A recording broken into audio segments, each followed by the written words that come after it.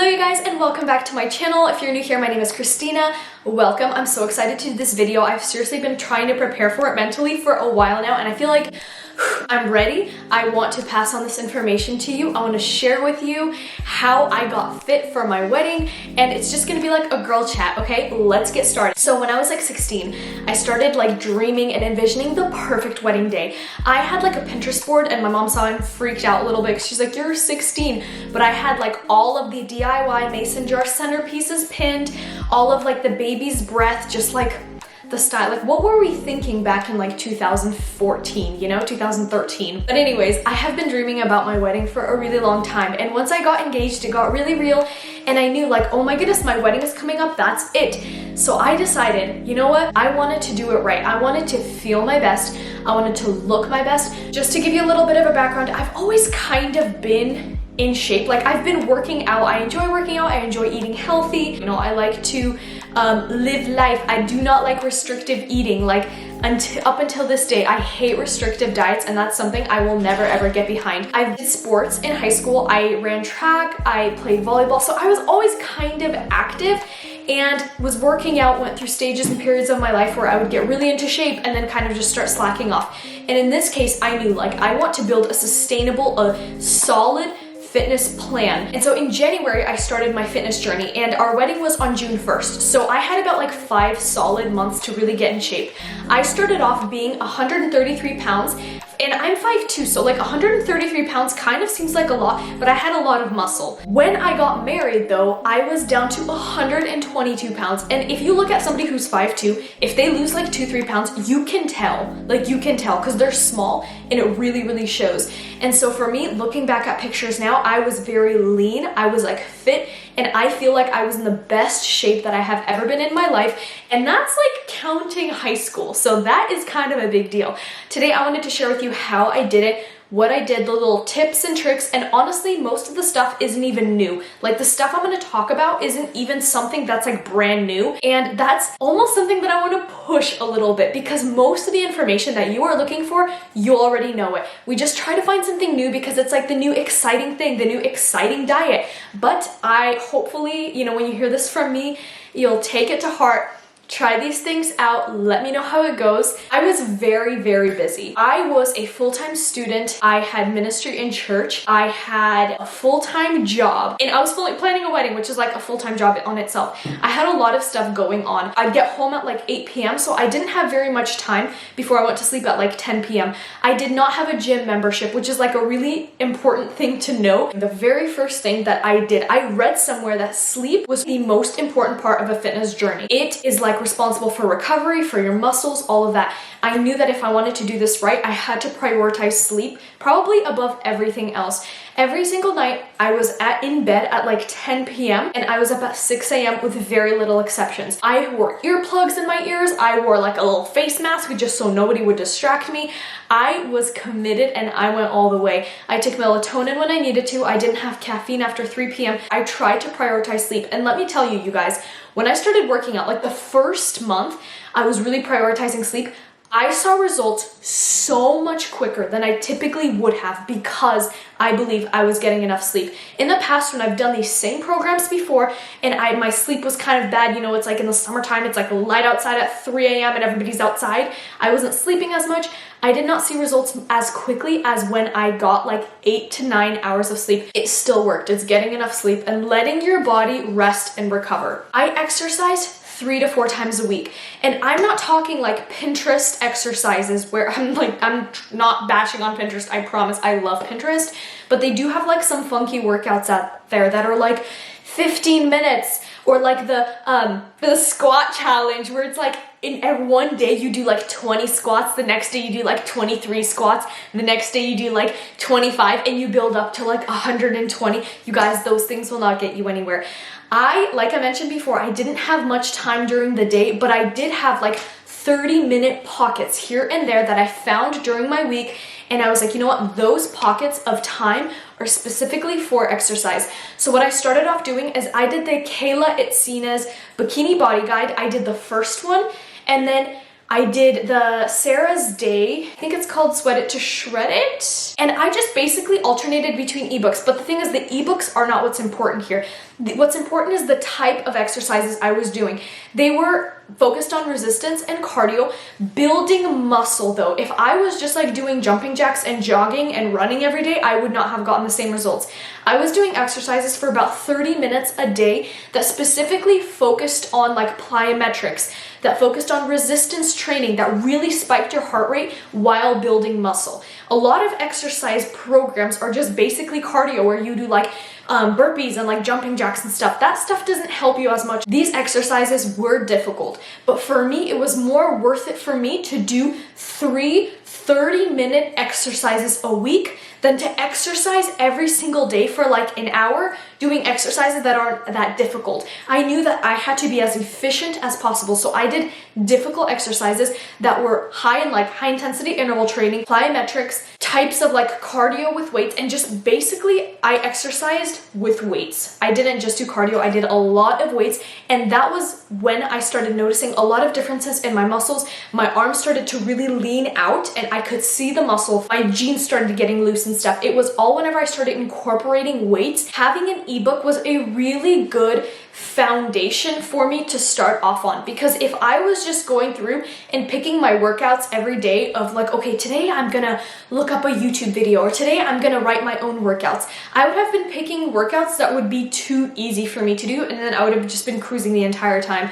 But when you follow an ebook, you have to do exercises that you don't like, and that is a good thing, because then you start targeting those muscles that you wouldn't typically work out. And so that's what I honestly really encourage you, as you know, if you're like trying to get in shape, find an ebook or find a program and stick to it. Look, one of the reasons why within just like 5 months I saw such big results is because I was consistent. For me, living a lifestyle of going to the gym every single day or working out every single day was just not possible. Even to this day, I've tried programs where I work out like 5-6 times a week, and over like 2-3 weeks later, I'm just like, no way, I cannot do this. This is not sustainable. I cannot see myself doing this later in life. Honestly, when I started, I was doing like 2 workouts a week for like maybe the first month, and I already started seeing results, and it was easier for me to do because I knew it was sustainable. Like, I understand, especially the young moms out there or whatever, you have kids, you've got lessons, you've got school drop-offs, or you know, you're a college student, you have homework, you have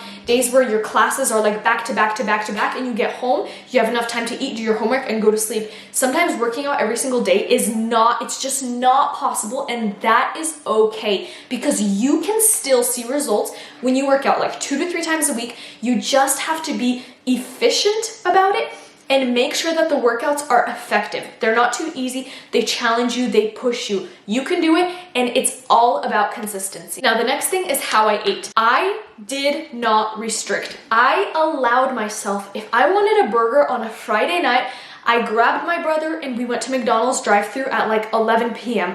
I allowed myself the freedom of eating however I wanted, and it actually did the complete opposite of what you think it will do. I thought that I was gonna be like, always craving foods, always going and getting Oreos. No, instead, I built my entire mindset about, okay, let's see, I need to consume lots of fruits and vegetables and lots of healthy fats because I have a really hard workout later today. I need to be able to push through it. And my mentality changed that way. Instead of restricting and telling myself that, no, I can't eat bacon or something, or I can eat only bacon, instead of restricting myself in that way, I changed my mindset and I said, okay, like, what is going to fuel my body? What is going to feel good if I work out? Like, if I eat like very carby dinner, like garlic bread and pasta and like marinara sauce with like, you know, ground beef, whatever, I'm going to be able to do a much harder workout and have the energy to power through it. What happened was, whenever I gave myself the freedom to eat whatever I wanted, I actually pulled more towards, I was like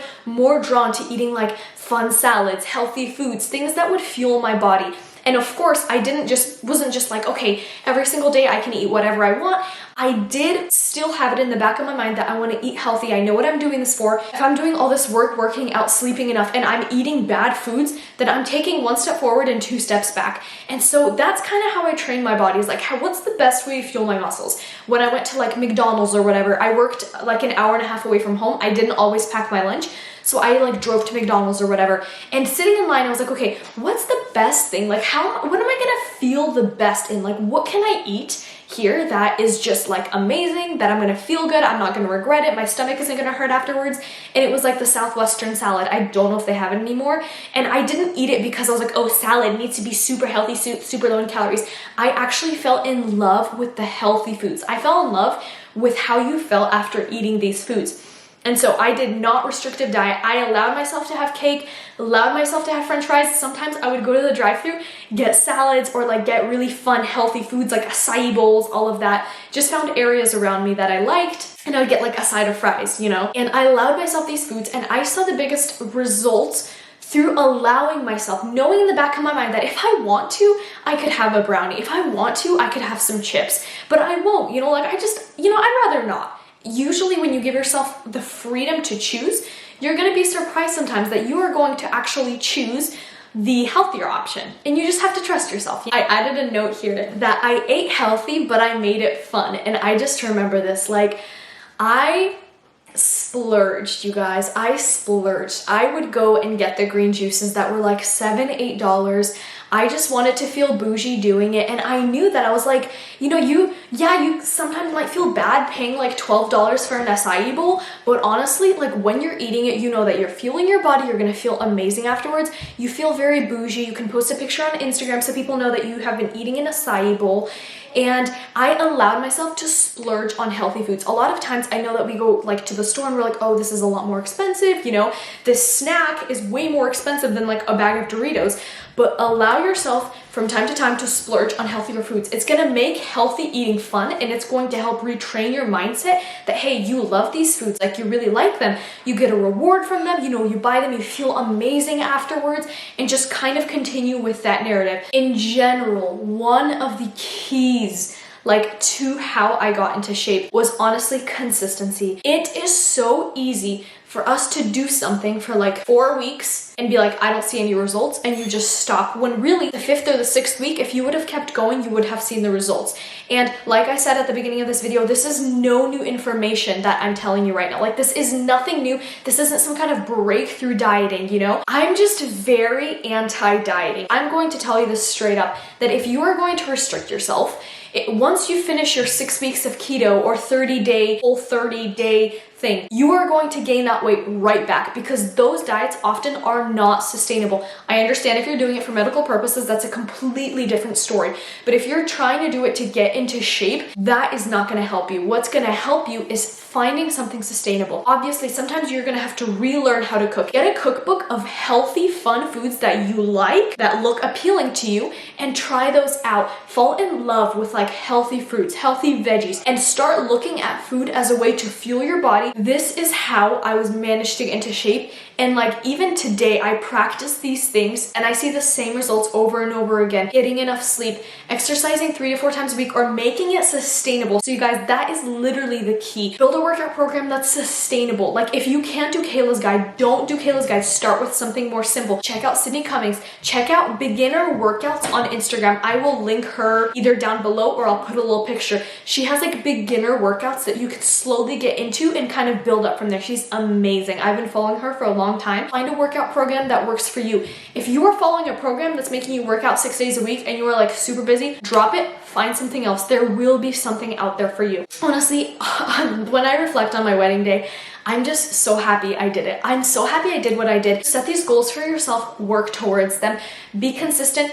Don't beat yourself up if you eat an extra slice of cake. That does not mean you need to have a second workout the next day, okay? No, you just take it slow, make it consistent. Whatever, as long as you are consistent, you will be fine. Get enough sleep, drink lots of water, be friends with like healthy foods, fall in love with them. Don't eat food, healthy food that you do not like. Just do not do it. Do not. Eat healthy foods that you actually like. And you guys, that is it for this video. Thank you so much for watching and just like having this like chatty rant. I really hope this video helped you guys. So if you have any questions, please feel free to ask me in the comments below.